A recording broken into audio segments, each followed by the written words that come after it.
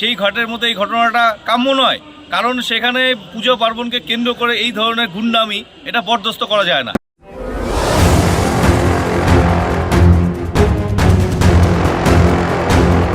রবিবার দুপুরের পর থেকেই বাজারঘাট খালি, প্রত্যেকের নজর টিভির পর্দায় ও মোবাইলে।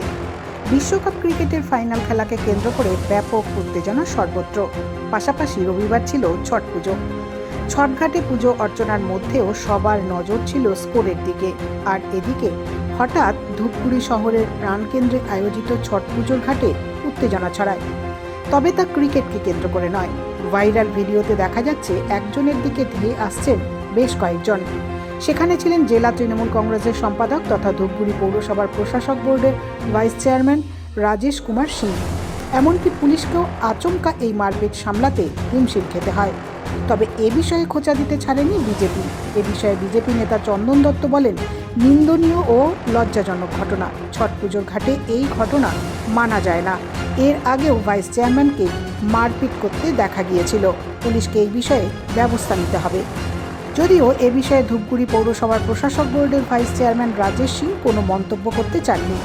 তবে তৃণমূল কংগ্রেসের আরেক জেলা সম্পাদক অরূপ দে বলেন, আমি জানি না ঠিক কি হয়েছে, তবে যা শুনলাম ছটঘাটে এমনটা কাম্য নয়। তবে এখানে রাজনীতির কোনো বিষয় নেই। এটা অত্যন্ত নিন্দনীয় ঘটনা এবং লজ্জাজনক ঘটনা।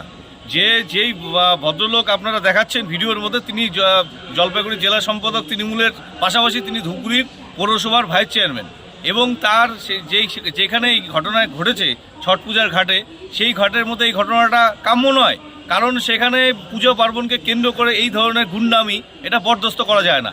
এবং এই ধরনের যে বিষয় রয়েছে সেটা একমাত্র তৃণমূল কংগ্রেসের ক্ষেত্রেই সম্ভব, কারণ দক্ষিণবঙ্গের ক্ষেত্রে আমরা দেখেছি এবং উত্তরবঙ্গের কিছুদিন আগেও এই ভাইস চেয়ারম্যানকে আমরা দেখেছি রাস্তায় প্রকাশ্যে মারপিট করতে, প্রকাশ্যে মারপিটে জড়িয়ে যেতে, এবং আজকেও দেখলাম প্রকাশ্যে এই ভিডিও।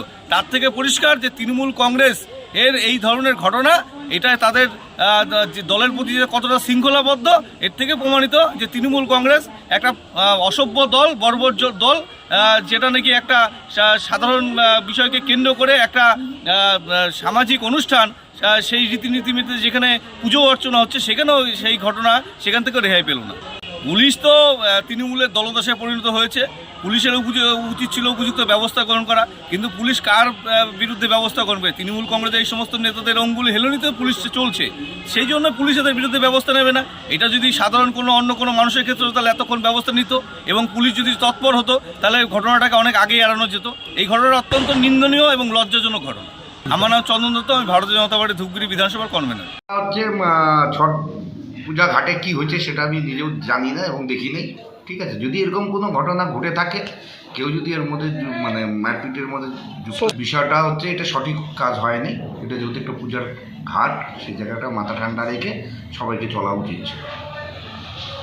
এটা কালচারের কোনো বিষয় না, এখানে হচ্ছে যে যার মতন ধর্মের বিষয় থাকে, ঠিক আছে, এবং ধর্মের সেই পূজা ঘাটের মধ্যে ব্যক্তিগত কেউ কোনো কিছু কাজের মধ্যে যদি যুক্ত হয়ে যায়, এটা দলের কোনো বিষয় থাকে না। এটা তার ব্যক্তিগত বিষয়। এবার ওখানে তো কেউ ঝান্ডা নিয়ে কোনো মারপিট করতে যায় না বা ইসে করতে যায় না, আমি কোনো কিছুই দেখি নেই, ঠিক আছে। আপনাদের কথার পরিপ্রেক্ষিতেই বললাম, যদি কেউ এই ঘটনার সঙ্গে যুক্ত থাকে, এটা সঠিক কাজ হয়নি, কারণ ওখানে একটা পুজো চলছে, বছরে একবার এই ছট পূজা হয়, এখানে অনেক উন্নতি এবং অনেকে পূজার সঙ্গে যুক্ত। আমার নাম অরূপ দে, আমি জলপাইগুড়ি জেলার সাধারণ সম্পাদক তৃণমূল কংগ্রেস।